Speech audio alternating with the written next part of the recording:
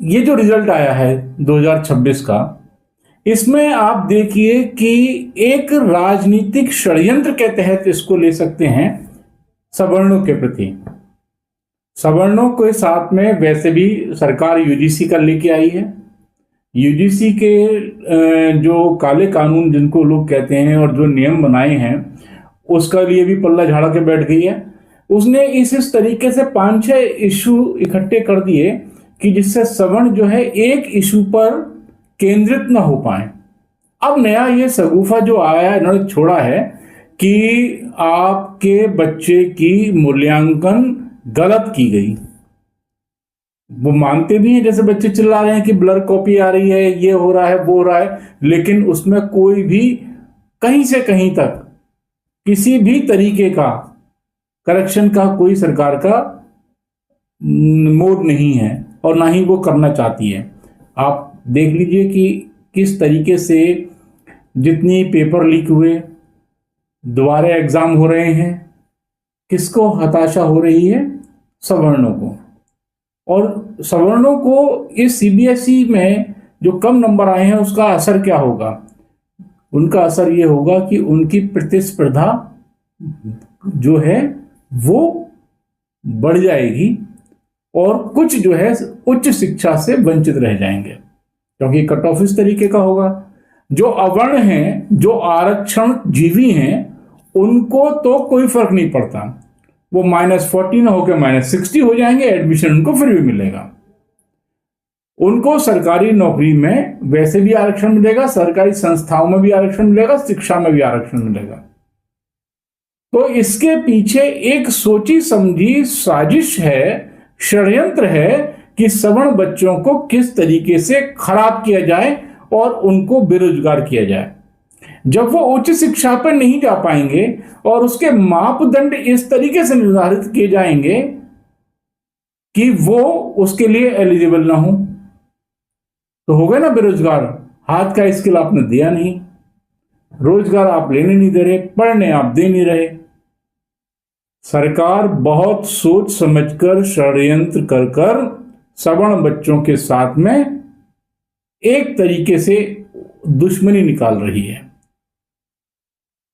हम इसको एक मानवीय त्रुटि न लें, ये एक गहरी राजनीतिक षड्यंत्र की मुझे इसमें बू आ रही है। और ये जो सारा शिक्षा का खिलवाड़ है और जो सवर्णों के साथ में खिलवाड़ हो रहा है, ये 2029 के इलेक्शन को ध्यान में रखते हुए हो रहा है।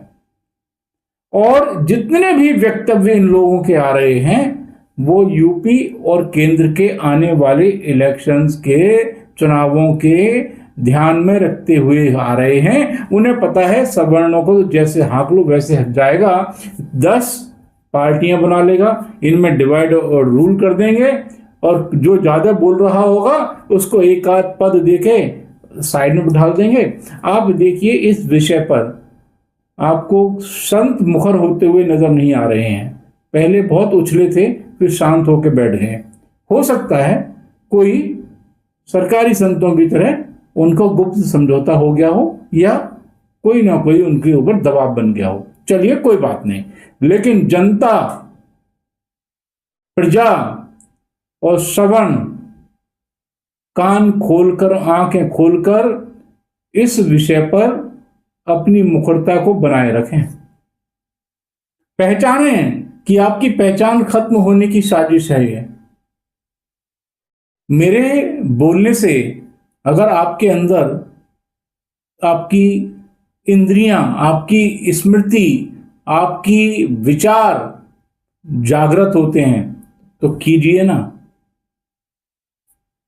आप बोलिए तो सही, आप बोलेंगे नहीं तो गूंगी बहरी प्रजा को समझकर, सवर्णों की आवाज को बिल्कुल गूंगा सा समझकर साइड में कर दिया जाएगा और आप फिर हाथ मलते रह जाएंगे। और उन नेताओं से भी मुझे शिकायत है जो नेता सवर्ण हैं और एक पद और लालसा में बैठे हुए हैं कि मुझे शायद मंत्री पद या कहीं का चेयरमैन या विधायकी या कुछ मिल जाएगा, तो आपको आपका ही खून माफ नहीं करेगा। ये मेरी बात ध्यान रख लीजिएगा। आप तो जो 70-80 साल मैक्सिमम जो जी के चले जाएंगे, लेकिन आपके बच्चे तो इस दुनिया में सरवाइव करेंगे, और उनके भी लानत है। मार दीजिए लात ऐसे पदों को।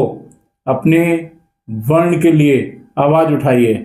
जब सब अपने वर्ण के लिए लड़ सकते हैं तो आप क्यों नहीं लड़ सकते? कब तक गुलामी करोगे? उठो, जागो, चेतो और अपने हक की लड़ाई लड़ो, अपने अधिकारों को लेना जानो। सवर्णों, तुम हो तो ये देश है। आपकी जय हो, धर्म की जय हो, भारत माता की।